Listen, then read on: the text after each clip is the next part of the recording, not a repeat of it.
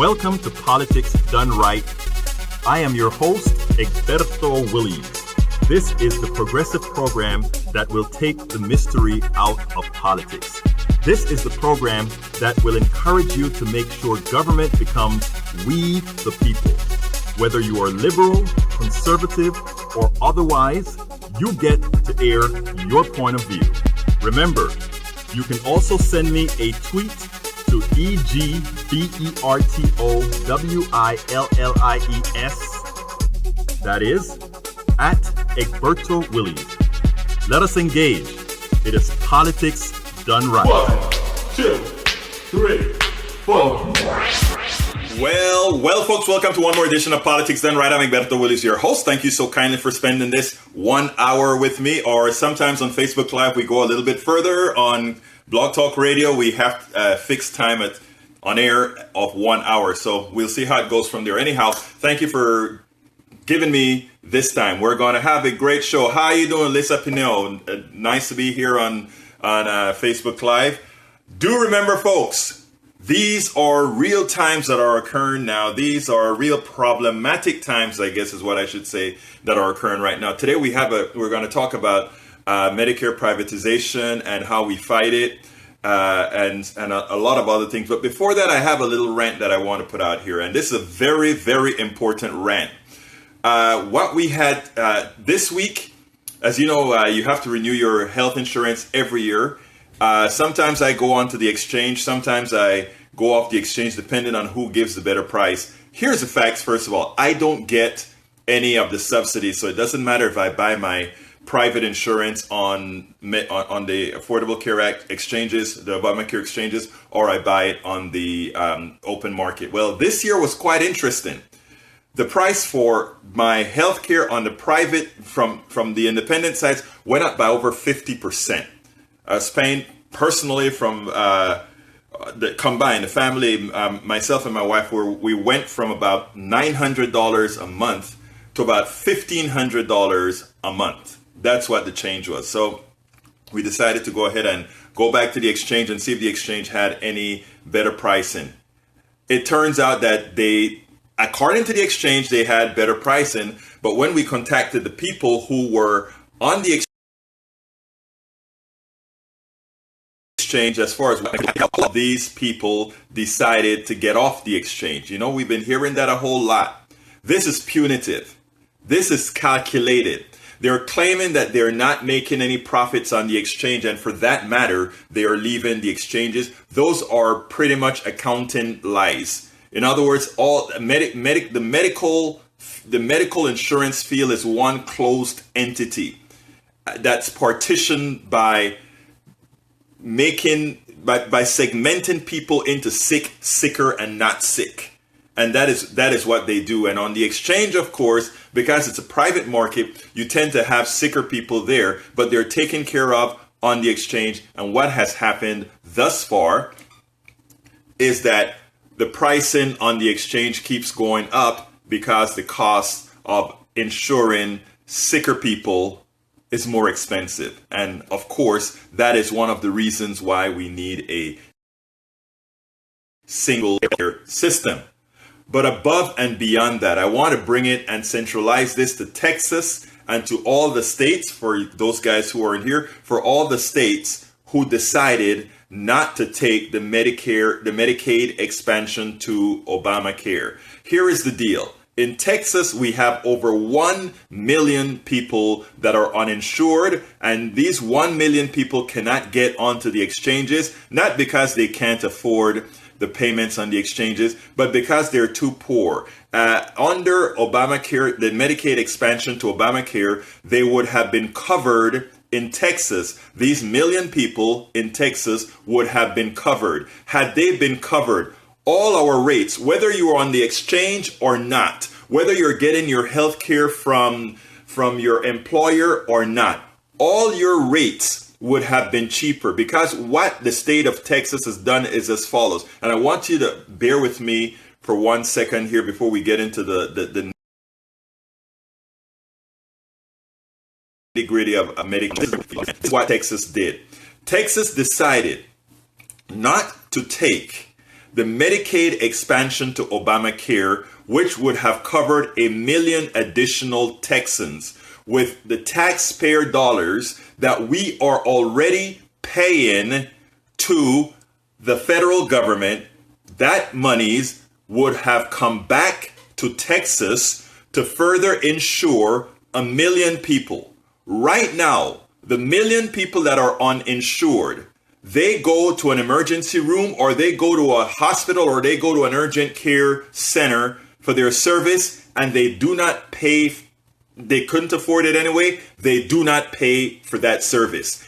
In not paying for that service, it means that the hospitals, the insurance companies, the urgent care centers are going to recover that money somewhere else. And they recover that money from the people who can afford to pay you. You who have health insurance, you are already covering those people that are uninsured and those people that would have had insurance had the state of Texas accepted the Medicaid expansion to Obamacare, which, by the way, those of us who pay taxes already, the ones who go to work and get up to work every day, are already paying.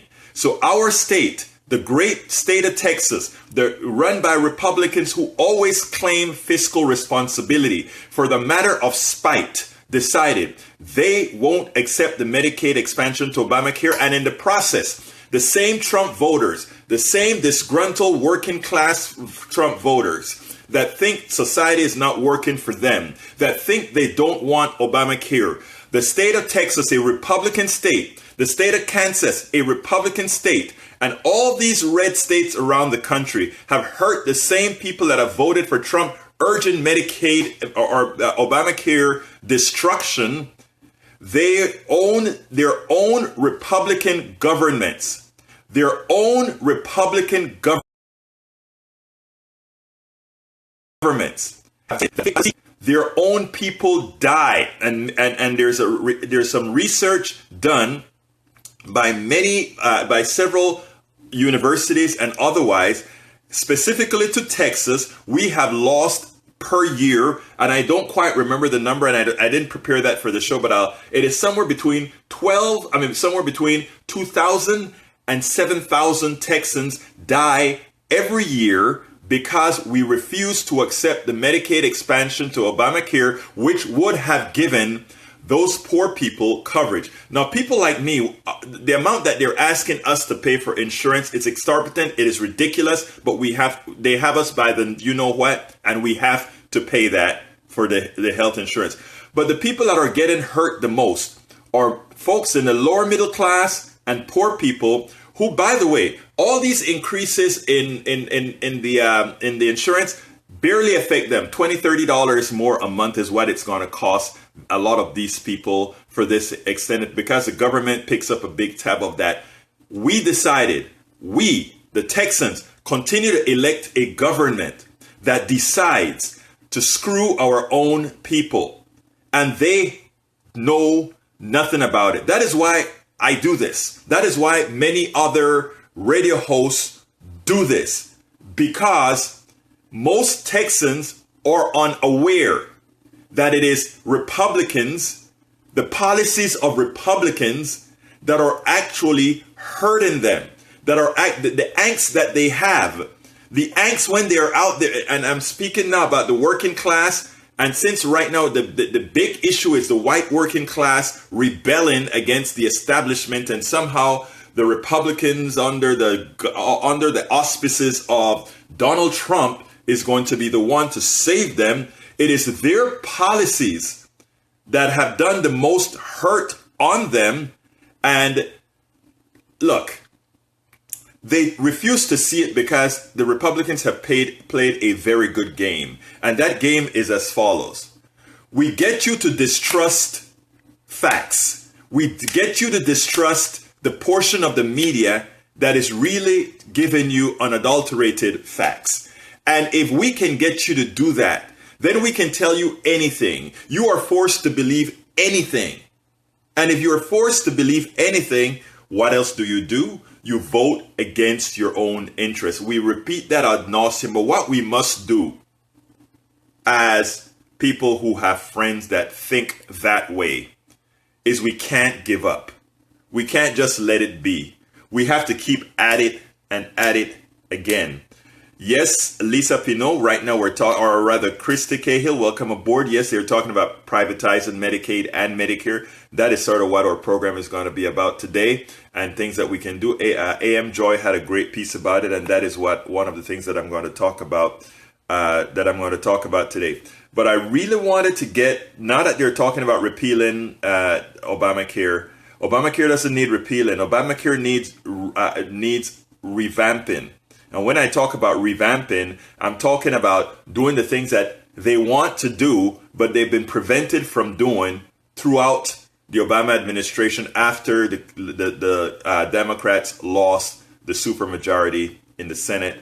They were not able to make the fixes that are necessary. The real fix is to add a public option to Obamacare. After a public option is Obamacare, a public option that is at cost. What I mean by that is not an inflated public option, but we need a public option that actually competes against the private sector, because what it will show is that healthcare does not belong in the private sector. You don't get a chance to shop around for healthcare. Healthcare is not something that you say, let me shop and see who gives me the best deal. Healthcare is a human right. Healthcare is immoral for anyone to put healthcare into a private system where your health is dependent on your ability to pay.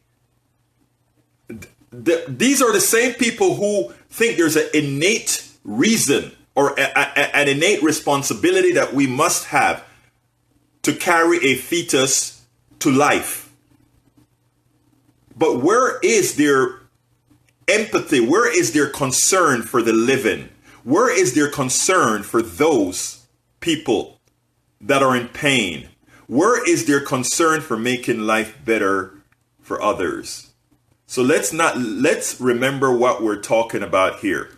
And some of the times, folks, I repeat myself because the way Facebook Live works, the way people listening to you on air works, is that people come and go, and you want to make sure folks understand what you're talking about. Again, now, the basic subject that I was ranting about today is about Obamacare, the price increases of Obamacare caused by many states. By the way, the price increases we're seeing in Texas is not the price increases you see in the blue states or the states who have accepted the Medicaid expansion to Obamacare. And like I explained before, every single person paying for their health insurance, they're paying the cost. They're paying a tax imposed on them by the state of Texas. The Republican state of Texas has raised your taxes. They didn't call it a tax. They called it a giveaway to the federal government without getting anything in return. We already, as Texans, Kansans, and all these other red states that declined to accept the Medicaid expansion to Obamacare, which for the first 3 years cost zero, 10% of the actual cost, otherwise then paid by the federal government with taxes we as tax-paying Americans have already paid. By denying that money to come back to Texas and ensure 1 million Texans who are now several dying, Texas has imposed a tax on every single Texan in the form of higher costs for their health insurance, in the sense of for the cost of higher services through each urgent care center that you go to, each operating room that you go to, each emergency room that you go to. So every single Republican state that have denied the Medicaid expansion to Obamacare implicitly raised its tax on its citizens. So much for tax and spend, eh? We are tax and not get your money back and still spend. So, folks, it is important that you understand the mechanics. For those who vote for Republicans who continue to support to deny the Medicaid expansion to their citizens, remember, it is an evil thing. Remember, it is a tax on you. Remember, it costs you more money. It costs you more money. It is important that we understand that. It is important that you get this message out. It is important that you tell your friends. It is important that when your friends come and say, oh, this Obamacare thing, the prices are going up, explain to them. The prices are going up in Texas and Kansas and all the states that decided not to accept the Medicaid expansion to Obamacare. They're taxing you. They're taxing you. And here's the reason I want to give you now the caveat before I go into the program. And this is very important, folks. This is very important. The reason these states did not accept the Medicaid expansion to Obamacare, let me tell you how that is paid for. Rich folks, first of all, your Social Security taxes, there's a cap on that. After you reach a certain amount of money payment, you pay more in Social Security. Therefore, rich people pay very little Social Security taxes on a percentage. That's number one. Number two, part of paying for Obamacare came from taxing capital gains. There used to be a time, by the way, you work hard every day. You work with your hands. You go as an engineer, a lawyer, a doctor, a garbage man, whatever noble profession you do. Your money is taxable at up to 38, 39%. Up to that, your income can be taxed at that much. But somebody, a fat cat who just throws his money into the stock market and sits down at his pool, doing nothing, sipping tea, while looking at the stock ticker go up, he pays a maximum, used to be a maximum of 15% on his income. So the working man, the guy who goes out there and work, pays a higher marginal tax rate than that rich guy who's out there sitting at a pool just investing his cash. And then give us a system like this to exist. Oh, well, he's risking his capital. He's risking his capital. That's why we don't tax it that much. Well, that guy who is building that house, he's risking his limb. That guy who is building the roads, he's risking his well-being, his lungs. When he breathes in the dust, he's risking something. He's risking his life. But that guy who's sitting at his pool, served by servants, what is he risking? Oh, he's risking his capital. Again, supported by Republican ideology and establishment Democrats. And why do they do that? Think about this now, folks. This is important. Where is the risk? We have to start having faith in ourselves. We have to start having self-worth. Understanding that somebody who has capital does not make them better than somebody who does not. Ask them, first of all, how they got their capital. I took some trips up to Buchanan, Texas, on Lake Buchanan. And in taking that river boat for dinner, we're driving up the Colorado, and we sit down. And I'm asking the boat captain, who owns all that land that is all cordoned off as we go up the Colorado? And he gives me the name of the family that owns it. And I said, how did they get that? How were they able to get all of that? They took it. So let's not make believe that capital is something that these people have earned. In America, most capital is stuff that was stolen. And not by you, not by most of you working class white America, working class black America, working class Latino America, Asian, and everybody else. We are in the same boat.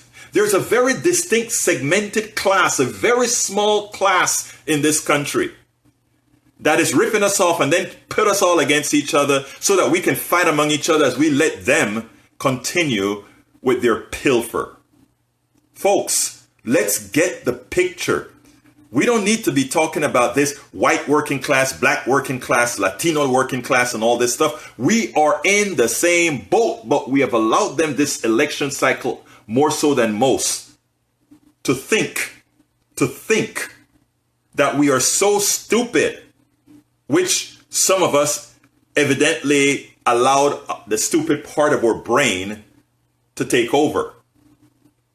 But we still can make a difference. We still can see the light.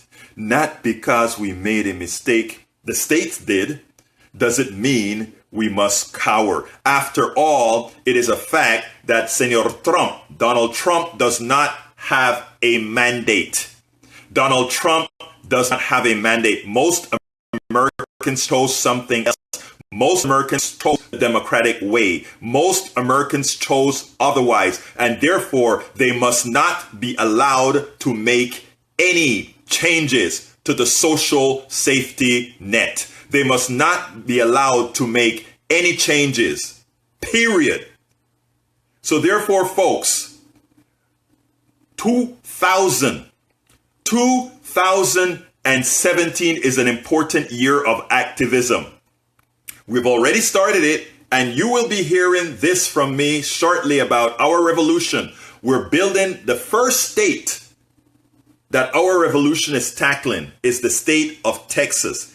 And starting pretty soon this month, we will have activities for you guys to do. We'll have signups for you guys to do so that we can really start building that movement that's going to take over again. This is no kidding here. Mr. Trump does not have a mandate, period. Most Americans chose something else, and therefore they must not be allowed to make changes that they're attempting to make. End of story.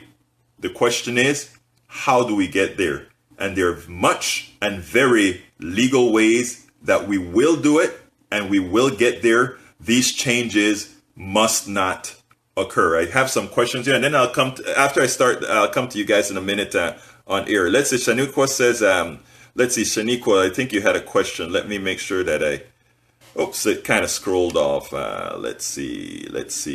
I want to be sure. I try to explain this to some of my friends, and they tell me those people earned it. The school system does not teach how our government works. No.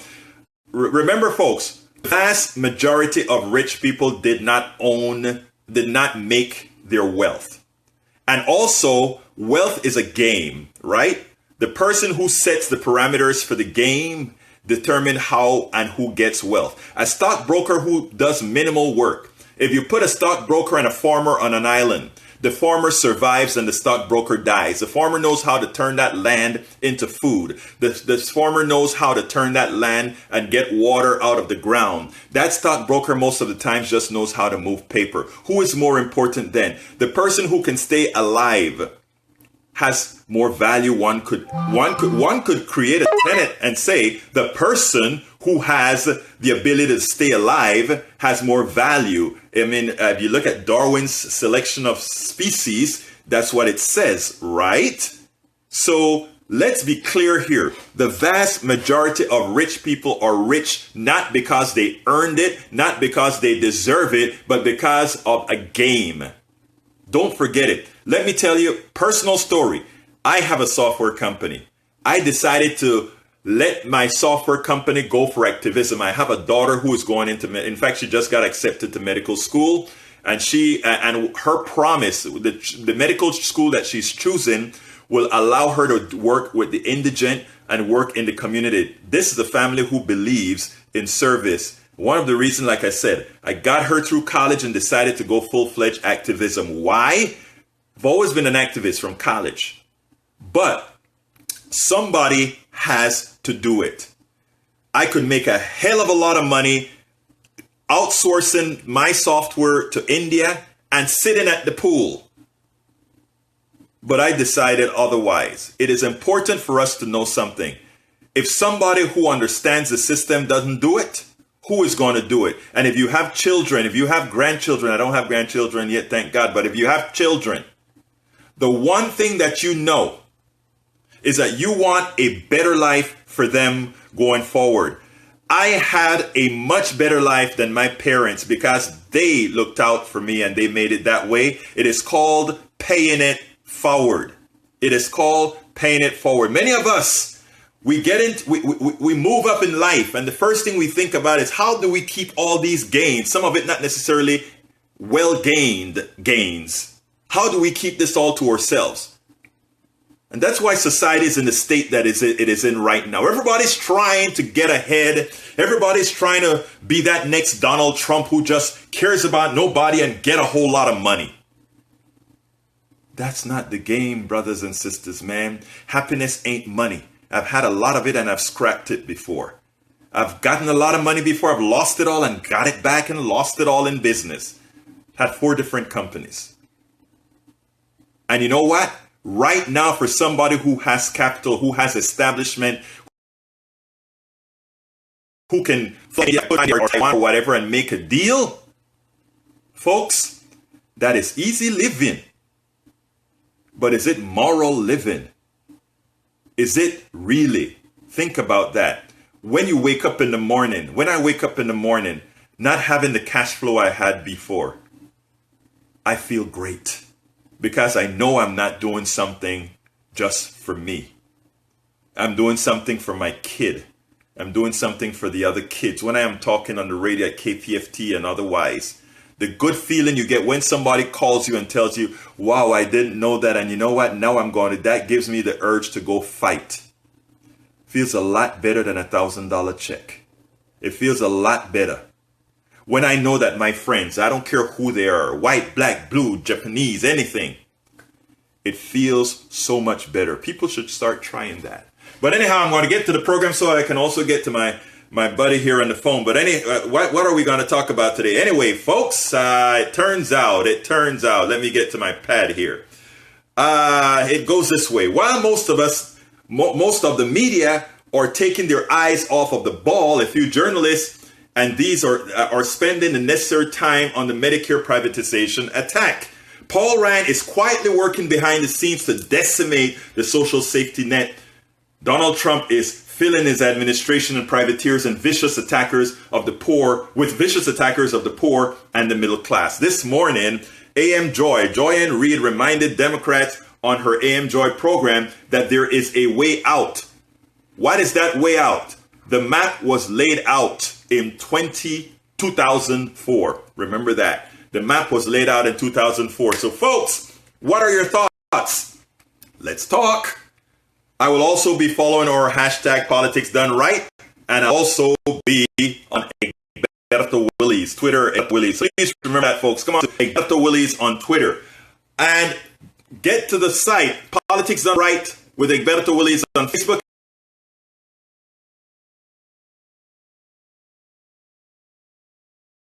And give me a like. Anyhow, you guys know about what I do.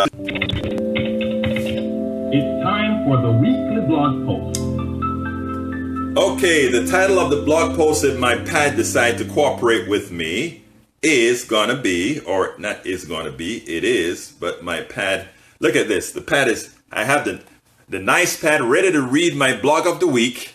And what is it telling me? Oh, Egberto, come on in. Okay, it's called Joyanne Reid Reminds Democrats How to Fight for Medicare Using 2006 Parallels. Okay, Joyanne Reid is not wasting time on the smoke and mirrors thrown by Trump and his team to take Americans' eyes off of the ball. She started AM Joy with a stark piece on what Democrats must do to ensure Medicare is not decimated by Republicans, as she reminded them about 2006. Joyanne Reid used GOP Medicare privatization stark parallel to 2004 Republican attempt to privatize Social Security and the 2006 election outcomes for Democrats. It is refreshing to see an in-depth news program discussing the real issues under Trump. Amazingly, it is occurring on MSNBC and not PBS, where it seems they are caught up as well into Trump message manipulation. Anyhow, folks, Reid began the segment with George W. Bush bragging about earning political capital after the 2004 election and said he intended to spend it. He ran around the country trying to sell Social Security reform. In other words, privatization. President George W. Bush told the country how he wanted to cash in on all that capital by privatizing Social Security, Reid said. By mid-January 2005, President Bush was off on a cross-country tour peddling his plan to make Social Security, quote, a better deal for younger Americans. He brought his pitch to Nebraska, to Florida. He even crafted his State of the Union speech around it, privatizing the New Deal's guarantee of a dignified retirement was his number one priority. And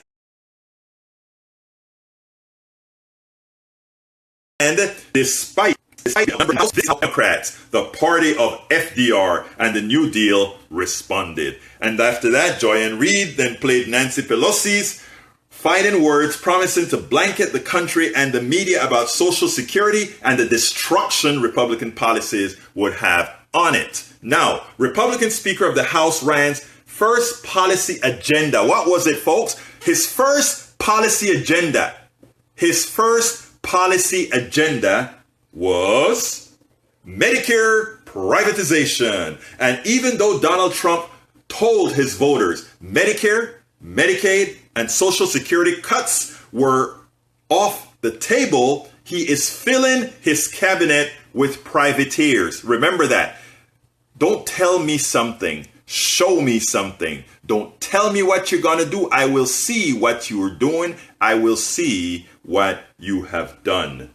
Okay? You know you've lost the battle when Ann Coulter, you've lost the battle when Ann Coulter tweets against your right-wing policy. This is what Ann Coulter tweeted. Medicare is not what the election was fought over. If Ryan wants to change Medicare, then run for president on that. See how far it gets you. Even she realizes that it's crazy. If a crazy person sees crazy, isn't that crazy squared? Crazy to the nth degree? Anyway, Reid reminded Democrats that there is a path. After all, most Americans voted for Democratic policies. She played a clip of Senator Elizabeth Warren urging the fight. Most importantly, she reminded Democrats that they won big in 2006 after fighting for Americans by forcing Republican retreat from policies that materially hurt them. Folks, this is a call-in show. You can give me a call at 646-929-2495. Again, that number is 646-929-2495. Let me bring my good friend, El Señor John from San Antonio. How are you doing, my friend, today, John? I'm doing good. How about you, Alberto? Talk to me, my friend. Talk to me. Yeah, no, it's a good point you're making. Obviously, those are, the Medicare privatization, and also, we also need to be focusing on the repeal of the ACA, which is just as important. Because exactly. One of the first things that they're going to do, you're talking about Medicare privatization. Expansion of Medicaid. Right. That's one of the first things that they're going to cut out. I mean, because one of the things that what they're talking about is they're not actually talking about nuking the filibuster. Right. They said that they're going to do this through reconciliation. Right. So I mean that's going to take quite a while to do. Now, one of the things about reconciliation and one of the things about the Senate rules that a lot of people don't talk about is that the Senate make up their own rules. Right. Period. And so and it only needs a majority vote when you're changing the rules. It only needs a majority vote.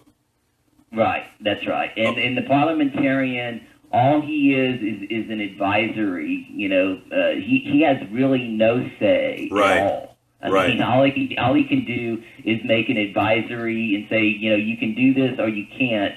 But basically, the party that's in power can ignore the parliamentarian. Right. And so this can happen. And I do have to disagree a little bit about your thing about the mandate. I mean, I don't want obviously all these things to happen, but when a party controls the presidency, controls the House, and controls the Senate, they can do what they want as long as they nuke the filibuster. Let me tell you, first of all, let's get. I don't want what you just said to go to the audience that's listening. I think what you said is important, and I need to take that up. It is important back in 2008, when Obama won by what everyone agrees with was a landslide electorally and fairly large lead, over 5 million votes in the popular vote, the Tea Party claimed that the policies that were being passed by the president was thrown down their throats. We know that's not true because we really had the majority of Americans, the majority of the Electoral College and the popular vote for this man. And they made it difficult for these policies to get through. They made it difficult. What I am trying to get to the American population is that, yes, it is true that through the shenanigans of gerrymandering, through the shenanigans of voter suppression, and all of it's not one thing. There are many reasons why Republicans are really in power. Many different things. Okay, and it is important then for them to for every American to understand, sit back and say, well, you know, a democracy says if you win, you get to govern. I would have accepted that if Donald Trump won the majority of the votes. The mere fact that because of an aberration in our Constitution, in as much as Clinton won the vast majority of the votes, in as much as she's over $2 million votes over Trump, in as much as the next person, the left winger in that ran, which has policies much more left wing than Hillary, won as well. And when adding those votes up together, we won. And as such, without counting about the aberration of the Constitution, we must not allow changes to be made without showing that we've won. So you're right when you say that, yes, they have all these Republican places, but how was it gained? And if we simply not fight, we are rewarding the ill fate that was used to gain that majority. Go ahead now, John. I needed to say that. Go ahead. No, I don't. I agree with that. I mean, I'm not saying don't fight. I'm saying fight as much as you can, and we cannot, let this happen. But I mean, the fact is that you're kind of in denial of what actually happened. No. That the House won because of gerrymandering. They didn't win because of gerrymandering. There were 3,200,025 more Republican votes in the House than for Democrats. You didn't listen to what I said, John, my friend. And again, it is important. This is very important. Again, I know what the absolute numbers said or says. I know what those numbers say. I also know that first of all, the absolute number for the presidency is not what you're saying. The absolute number for the presidency is that just as well as the total amount of votes added up in districts for Republicans were greater than for Democrats in the aggregate. I'm talking the whole 500 or all the districts. That is true. But likewise, the vast majority of the vote for presidency, the head of the executive, went to the person who is not winning. Secondly, we have to take into account it's not one thing. When I say gerrymandering, okay, that is just one aspect, one thing. Gerrymandering don't count in the totality of votes, of course, because totals are totals irrespective of gerrymandering. But gerrymandering does count with respect to representatives and the proportionality of the Congress. The Congress is disproportionately Republican, which is not reflected by the proportionality to the vote, even that 3 million something votes that you're talking about. That's number one. Number two is that when I said it wasn't simply based on gerrymandering, I said it was based on voter suppression. It was based on shenanigans, things like people being removed from the list. You add all these things up, they do make a difference. And so, there's a lot of things. There's messaging problems that we didn't do. There's Hillary not going to Michigan, Pennsylvania, and Wisconsin. All of those are factors. I agree with you. But by the same token, I'm not being delusional in stating, remember, a few votes in Wisconsin and Pennsylvania and she's president. So come on. So I understand all of that. I really do. It's not being delusional. What I'm doing is telling folks if the Tea Party was successful at what they did back in 2010, then Democrats must be successful in doing what must be done in 2017. Go ahead. I just want to keep that out. It's not about delusion. I agree with you. So, like on substance, I totally agree with you. Okay. I mean, this is, as far as Medicare and the ACA, we need to fight back against this. Right. I mean, with all of our might. So, I mean, we're in total agreement with that. So, I guess what I'm arguing about a little bit are semantics. Right. But I mean, I do think it's important, and a lot of people say, well, why do you spend so much time thinking about strategy and thinking about polling and all of this stuff? And in other parts of the cycle, you talk about issues more. And the answer is because if you don't win, we're in the situation we are now. Yes, so yes, we can be totally screwed over. Right. And so now we're in that position. So yes, we can fight, and we should use the filibuster when we can. We should use the public social media and all the like Pelosi was talking about in 2005, and go around the country and talk about this and talk about also how, if these things happen, like, one of the two things they're talking about on the ACA that are going to be cut are the actual the payment to people, all the subsidies. And so that's going to make insurance completely unaffordable. Exactly. And it's going to cause chaos in the insurance market. I mean, total chaos. And I'm not, I think both of you and I agree that, we're not fans of the insurance companies. Right. But I mean, until we get single payer, and that single payer is not going to come while Trump's in office. No, it's not. I mean, it's at least 4 years away. And so until that time, I still want to see people covered with the ACA. I still want to see Medicare expansion in place. I still want to see, Medicare, not privatized and working, as well as it can. Now, John, so you're right. And what I want to say going forward now is we've been talking about all these problems, and you are well schooled. You are in all these issues. Our next thing is, where are we going from here? What are the steps that we're going to take from here? I have some, but I want to hear some of your wording on that. But I have something to announce to folks as well. So go ahead, my friend. Okay, well, I mean, as far as, we just have to get organized. We just have to tell people, I don't understand why, there's such a groundswell to have the ACA cut. I mean, I can understand it. It's like you said earlier, it's about propaganda, it's about brainwashing. But I mean, when you actually look at how many people are going to be affected, which are going to be about 20 million people, and what they're saying now as far as the ACA is that they're gonna repeal it pretty quickly. Is their idea, and then after that set it like 2 or 3 years to where they can actually come up with a replacement plan. But I mean, that's going to cause real chaos in the insurance market. Right. And also, if they take away Medicare expansion, they take away the subsidies.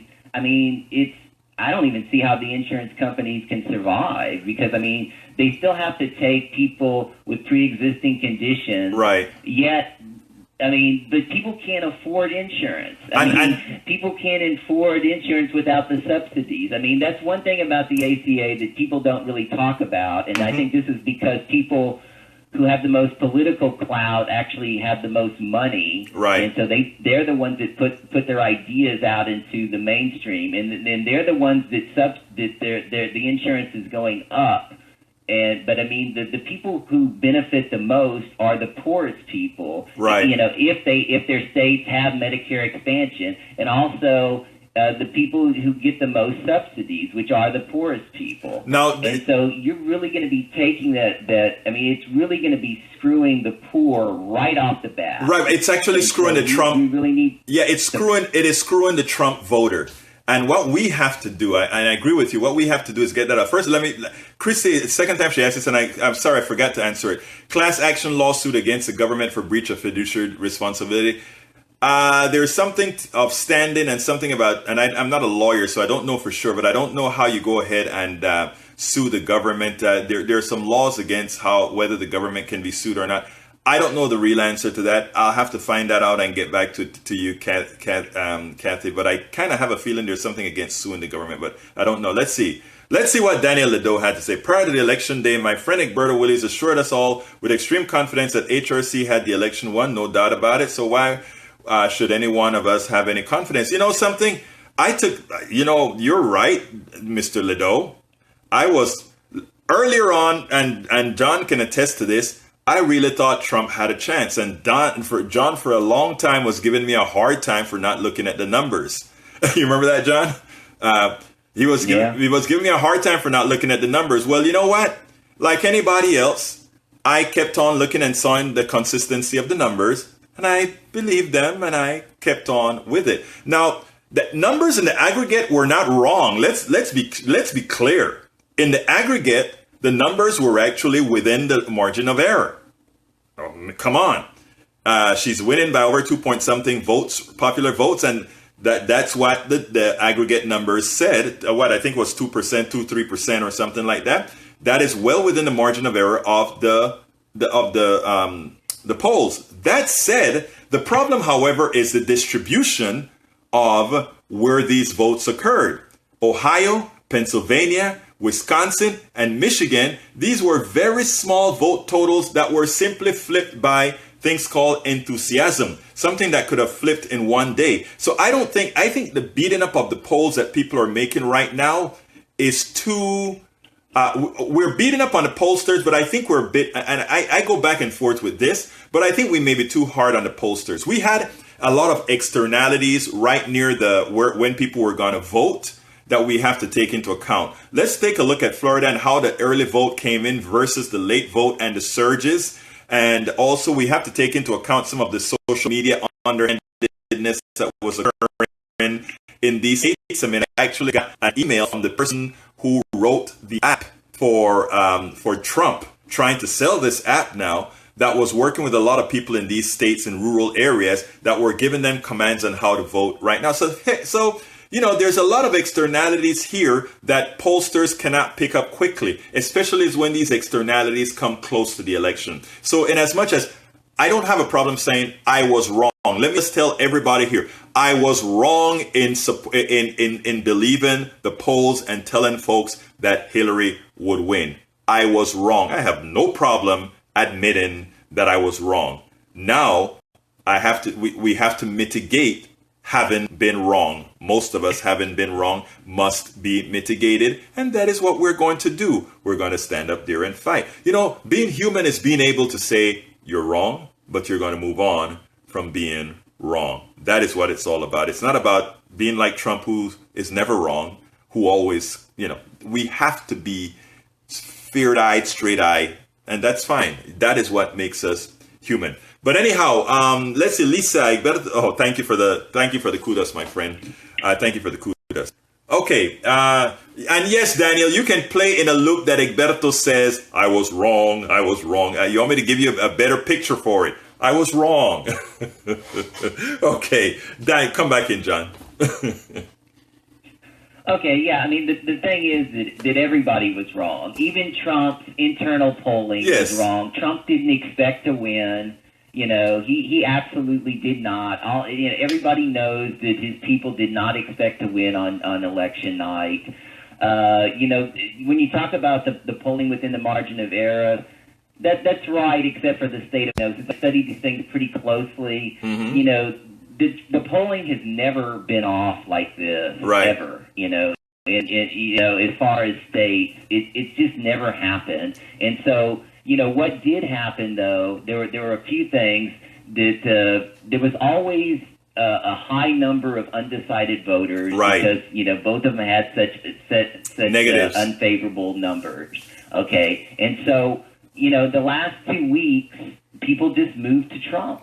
Yeah, and also in the likely voter screen, which is a pretty high margin, to actually get in. Like a lot of people, if you didn't vote in the last election, Right. You won't make it into the likely voter screen.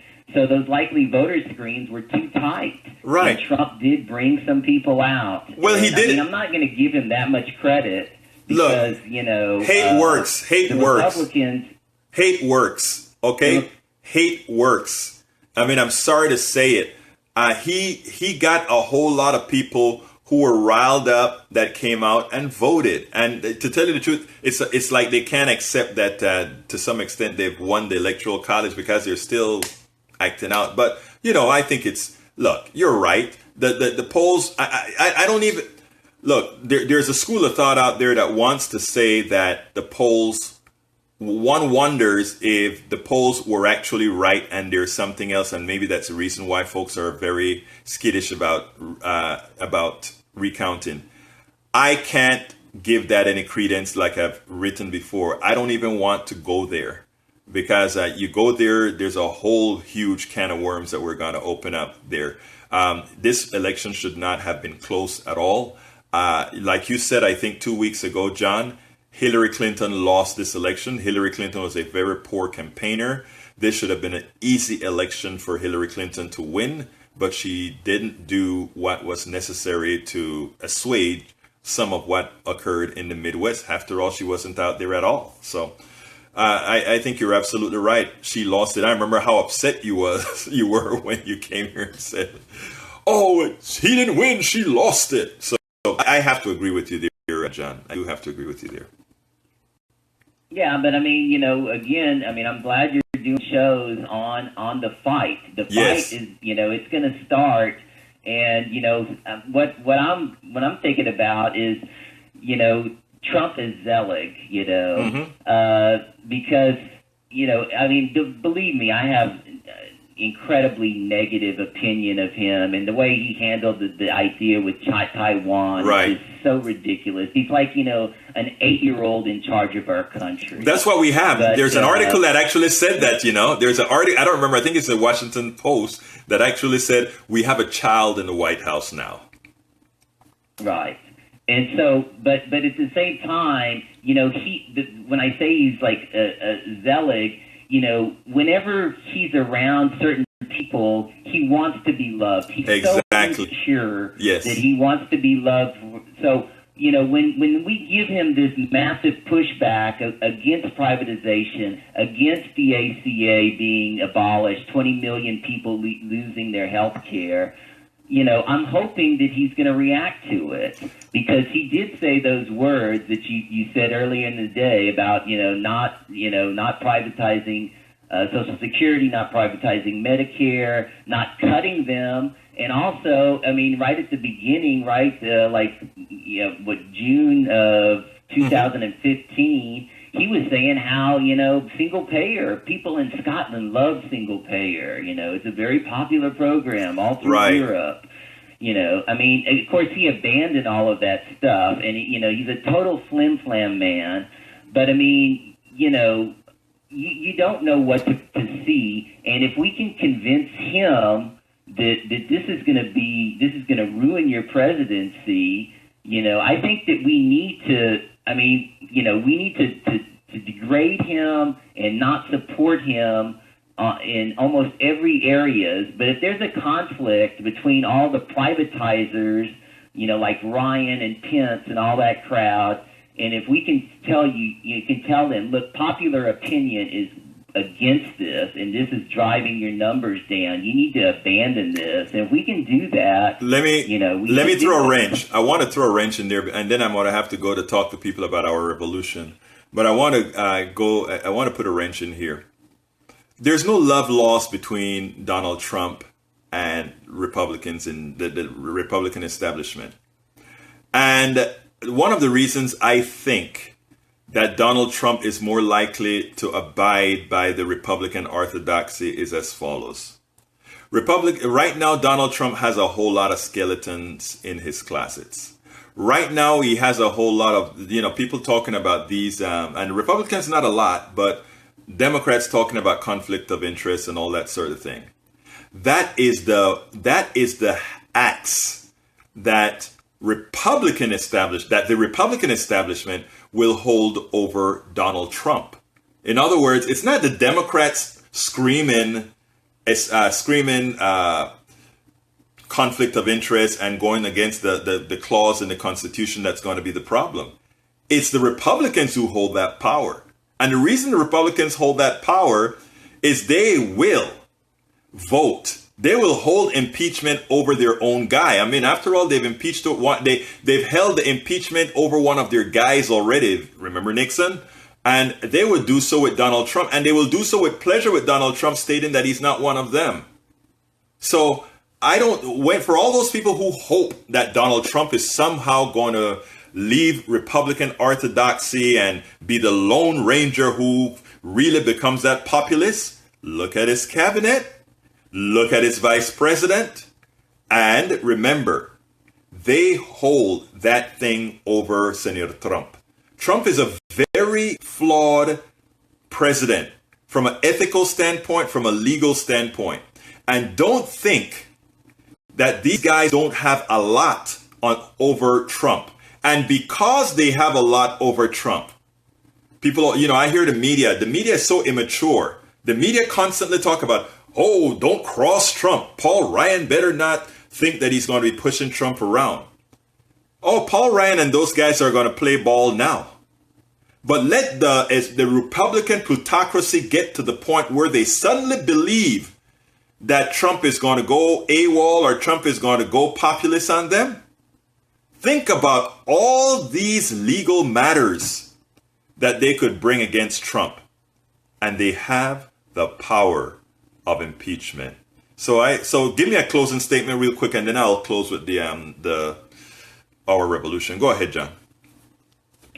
All right, good show. Enjoyed it. I think it's very important to talk about the ACA and Medicare, and also talk about the filibuster and to see how they're going to work that out in reconciliation. I also think it's important to keep talking about the emoluments clause, right. And also because I think that is the biggest thing that the Democrats have going, and so that's important also. Or, instead of calling it emoluments, I guess you can call it conflict of interest. That's what Dean right. Baker was saying. You refer to both of them. So that's very important. So we just need to keep fighting Trump. I mean, this is another horrible week for the people he picked. More billionaires, more privatizers. Very sad, but keep fighting him. Thank you very much, Brother John. Now, let me tell you something, folks. The fight has begun. We've had our first meeting of conveners for our revolution/Texas. It is starting. That new organization it wasn't started. It was inspired through Bernie Sanders. Has begun. 90 seconds. Has begun in Texas, and we are going to be having meetings throughout 9 regions in Texas. Here in Houston, we'll be convening one shortly. I'll be informing you about that. San Antonio, John, will have its region as well, and we will be asking people to come to these meetings. We're going to be voting on a regional representative to Texas, one of 12 that will represent Texas. And of course, this will be built state by state. 60 seconds. It's a strong organization. It's a strong grassroots organization. Start thinking about the policies that you want us to be fighting about, that we want us. And when I say us, I don't mean me. I don't mean just you. I mean us to be fighting about.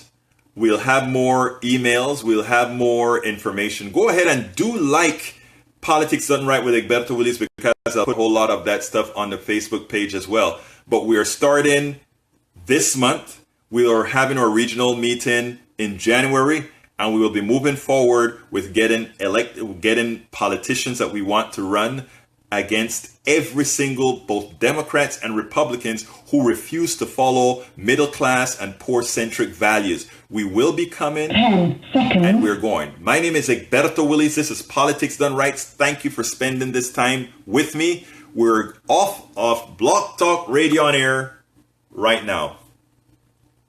See you next week. All right, Facebook, thank you for spending this time with me. Like I was speaking about our revolution, we're going to be starting that this month. We'll have our first meeting and we'll be in touch. When you get the emails from us, when we have the messages here, please go ahead and participate. But not only you participate, but you need to bring other people in. We need to have geometric progression for the aggression of the right on middle class and poor America. You can make a difference. We all must make a difference. We don't sit down and simply wonder what the man is going to do to us. We make things happen, and we can make things happen. There are more of us who think the right way. There are more of us who think about others. There are more of us who care about people than there are who don't. Remember that. There are a hell of a lot more good people. Even some who voted for Trump were good people, just misled. It is our job to do better. Name is Egberto Willies. This is Politics Done Right. I'm asking you to like the page. I'm asking you to share these videos. I'm asking you to be a part of the solution. Let's not just put our heads in the sand. Let's get busy. Have a wonderful rest of your week. And I'll see you on Wednesday, KPFT 90.1 in Houston or kpft.org/listen, any part of the world, where we'll be talking Thursdays at 3 o'clock KPFT. Have a wonderful day, folks. Bye-bye.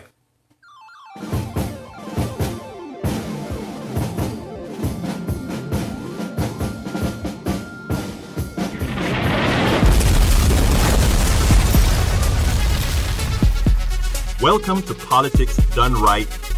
I am your host, Egberto Willies. This is the progressive program that will take the mystery out of politics. This is the program that will encourage you to make sure government becomes we the people. Whether you are liberal, conservative, or otherwise, you get to air your point of view. Remember, you can also send me a tweet to EGBERTOWILLIES. That is, at Egberto Willies. Let us engage. It is Politics Done Right. 1, 2, 3, 4.